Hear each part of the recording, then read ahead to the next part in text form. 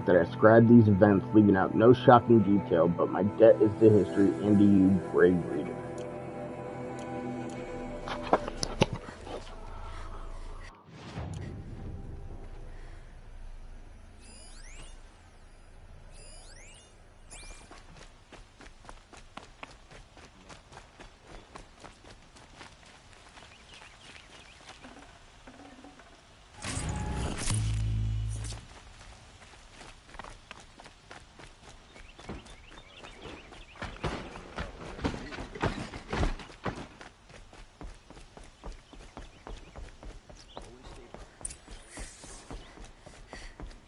No one goes into the palace without an invitation.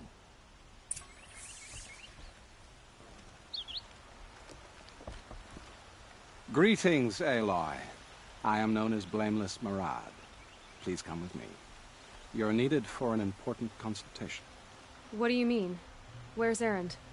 He's inside, attending the Sun King, where we should be without further delay. Follow me, please. All of these people are here to see the Sun King. Yes, and each has come to ask a favor of him. Unpleasant, but that's politics.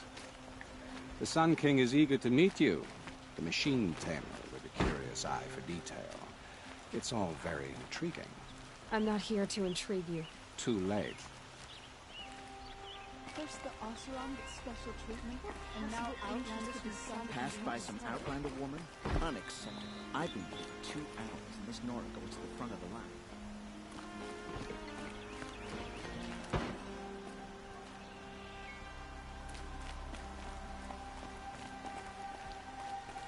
Ignore them. Nobles are like children who whine when they don't get a second helping of dessert. What's the Sun King like? The most important thing is what he isn't like. His father. I think you'll find him to be a reasonable man.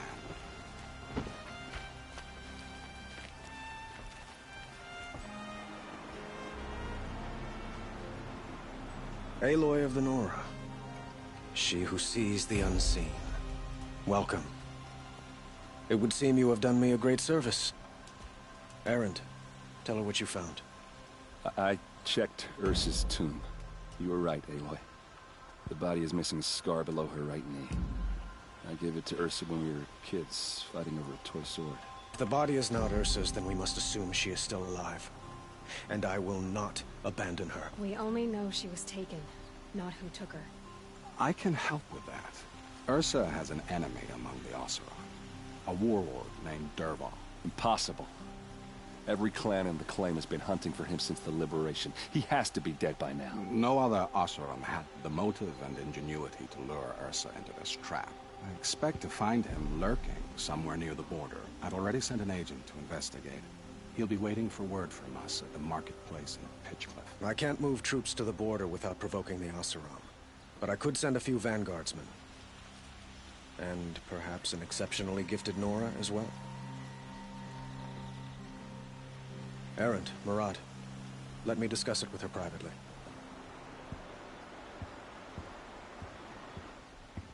I hate to impose further after all you've done, but this is a matter of great importance to me.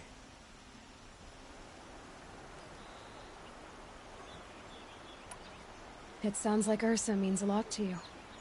Without her Oseram vanguard, I would not have been able to liberate Meridian and end my father's brutal reign. Since then, it has been difficult to maintain peace between our tribes. But Ursa has a way of making her people see reason. So you see, I need her back at my side. And quickly.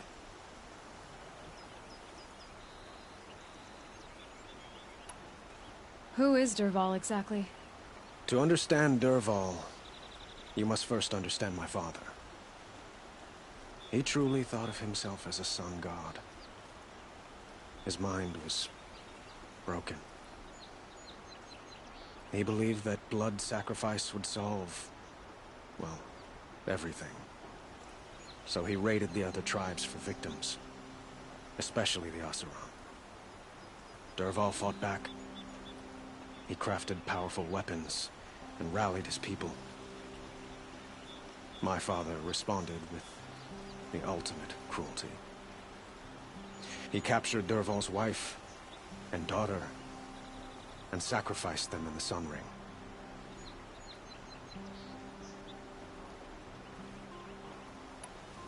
So, why would Dervahl go to so much trouble to kidnap Ursa? He felt she betrayed him. She fought by his side until she realized he planned to raise Meridian and butcher its people. And she came to me. Together, we stopped him and liberated the city from my father. Dervahl has spent every moment since trying to get revenge. Mostly on the other Oseram who fought with us. He made so many powerful enemies. I thought we'd seen the last of him. I was wrong.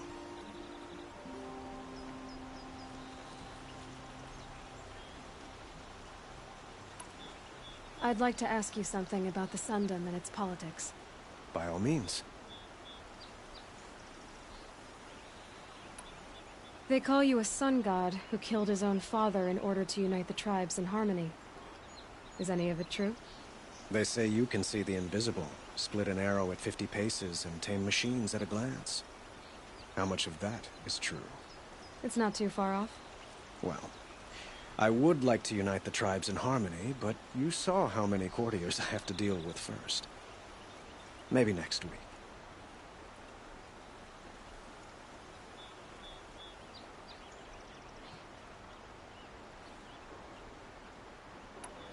Quite a place you've got here.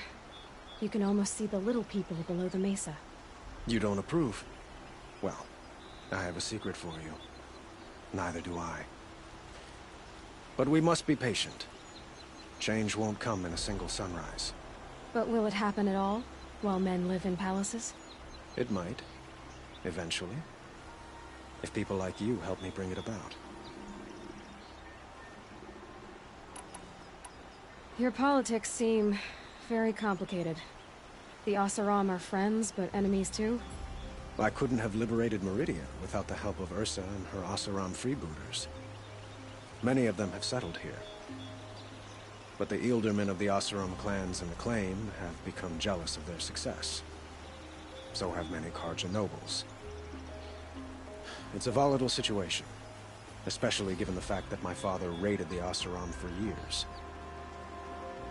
Ursa helps keep the peace, promising a future based on mutual gain. But some, like Dervahl, will never let go of their venom.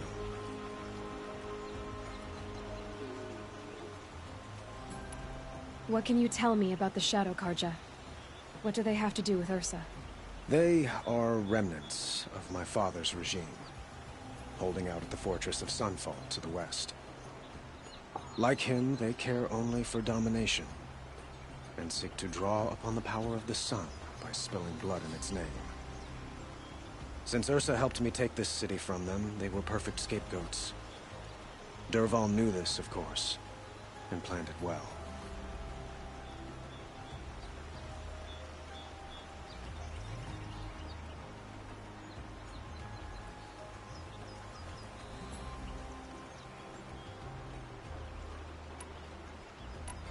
I need to get going. I know. Well, they say kings should never beg. But please, help me find Ursa. Who says that? Well, Murad, for one. Don't hesitate to ask him or Erend if you have further questions.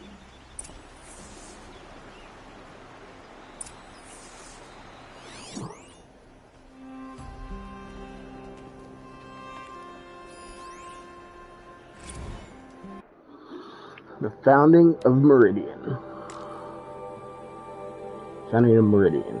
We are Carja, Anos's blood of those led by Airman from persecution and pursuit so long ago. One of the far savage east we came, guardians of a treasure greater than land or metal, the leaves of the old ones.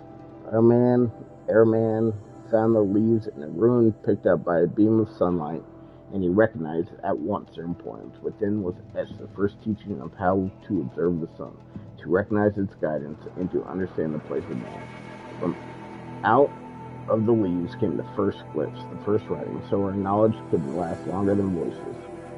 But when our forefathers offered to share this gift, they were driven out by those they had once called tribesfolk. These ones feared to have the light of knowledge brought to bear on their ignorance, or were jealous of its power. And so began the long wandering of our people, trusting only that the sun would guide them and deliver them from the barbarian tribes.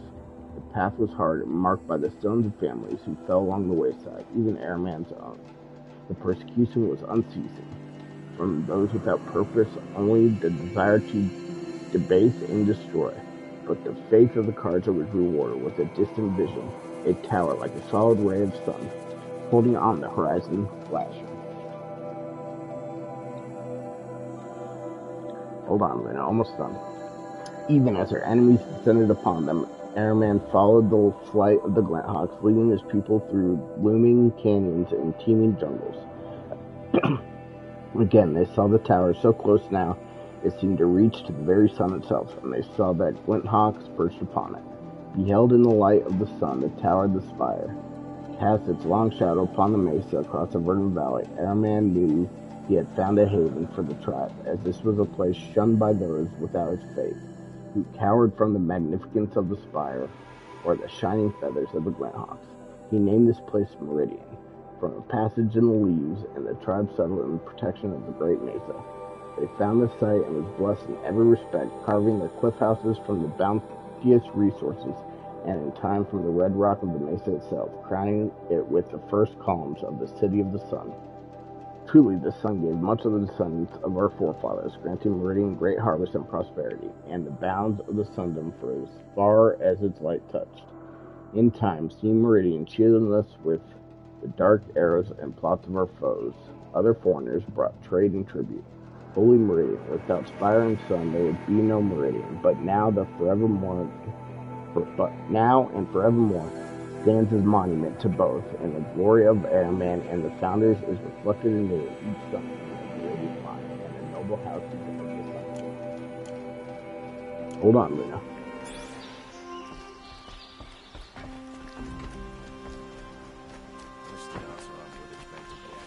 No, we got a long... This seems like a good place to call it, as soon as I come across the fire.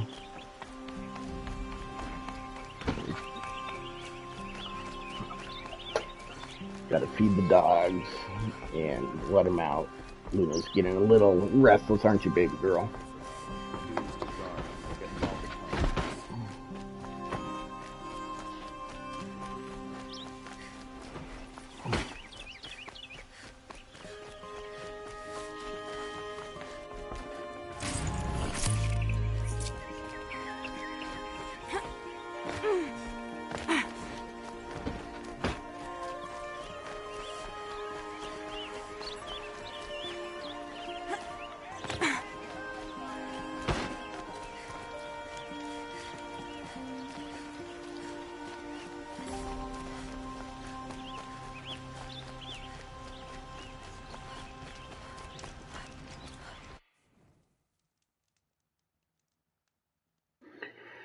Alright. So we didn't progress the story too much, but we got some side stuff done, which is nice. Anyway, we will pick this up probably tomorrow. There's a slight chance for tonight, but probably tomorrow. Anyway, I'll catch you later.